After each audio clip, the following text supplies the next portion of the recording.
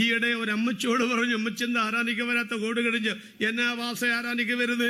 ആണ്ടെ power വിഷനിൽ എന്തോരും പ്രസംഗവാസേ, എന്തോരും ഉപദേശിമാര്, എന്നെ ആരാധനയാ, എൻ്റെ ഈ ബോസം പറഞ്ഞ പോലെയൊക്കെ ഇഷ്ടമല്ലോ ആരാധന. പാസിപ്പ് എന്തോ പ്രസംഗിക്കുന്നത്? ഇയ്യോബിന്റെ പുസ്തകം 6-ാം അധ്യായം. ഇനി ആ കഷ്ടപ്പാട് തീരാൻ 42 വരണ്ടായോ? അത് തീരുമ്പോൾ വരാമെന്ന്. അതുവരെ കഷ്ടപ്പാട് ഞാൻ വരുന്നില്ലെന്നും പാസ്റ്റർ പറഞ്ഞു. എന്നാലും ഇങ്ങനെയൊക്കെ എന്തോ പവർ വിഷൻ, എന്തോ ഒരു പാസ്റ്റർമാര്. പവർ വിഷനെ ഞാൻ കുറ്റം പറയാൻ വേണ്ടി വന്നതല്ല.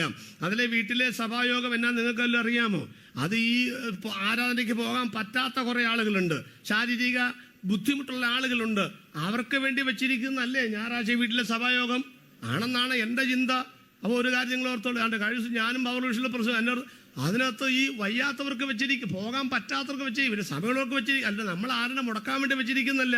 എന്തായാലും ആകട്ടെ, നമ്മച്ച് എങ്ങനെ പറഞ്ഞു, അവിടെ ഇഷ്ടംപോലെ TV-യിൽ ഭാഷന്മാരുള്ളത് കൊണ്ട് ഞാൻ സഭായോഗത്തിന് വരുന്നില്ല. 2-3 ദിവസം കഴിഞ്ഞപ്പോൾ അപ്പച്ചൻ കുളിമുറിലും തെന്നി വീണു. അപ്പൊ അമ്മച്ചി വേഗം ബാസെ വിളിച്ചു, ബാസെ എന്തോ ഓടിവായോ. ഇപ്പൊ ഞങ്ങൾക്ക് അങ്ങനെ ശുശ്രൂഷയുണ്ട് കേട്ടോ. കാരണം ഈ പിള്ളേരെല്ലാം കൂടെ വിദേശത്ത് പോയത് കൊണ്ട് ഈ കാരണന്മാരെയൊക്കെ നോക്കുന്നത് ഞങ്ങളാ. അവർക്ക് അരി മേടിച്ചു കൊടുക്കുന്ന, റേഷൻ മേടിച്ചു കൊടുക്കുന്നത്, ഗ്യാസ് കുറ്റി എല്ലാം ഇപ്പൊ ഞങ്ങളുടെ പണിയാ. അവര് ബന്ധുക്കാരെ എല്ലാം വിളിച്ചു, പാസേ അപ്പൻ എങ്ങനെയുണ്ട്, എന്നാ ഉണ്ടെന്ന എല്ലാം നമ്മുടെ കയ്യിൽ അപ്പൊ കണക്കൊക്കെ ഇരിക്കുന്നത്.